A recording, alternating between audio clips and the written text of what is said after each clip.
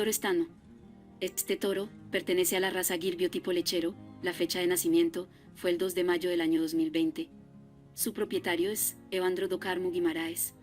El padre de este toro es Lusitano Dobasa y la madre es Vika FIV Cao Verde. Como abuelos maternos tiene a Sea Sansao y Jiva FIV de Brasilia. Como abuelos paternos a Suprasumo de Brasilia y Yuna FIV de Brasilia. Este toro tiene disponible dosis de semen sexado, transmite a su descendencia beta-caseína A2A2. Los machos de la raza Gir, a los 2 años de edad, en condiciones tradicionales de explotación, pueden pesar 360 kilos.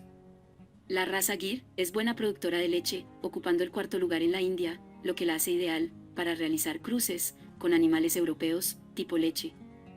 Si quieres adquirir la genética de este toro, en la descripción del video te dejaremos los datos de contacto del distribuidor autorizado.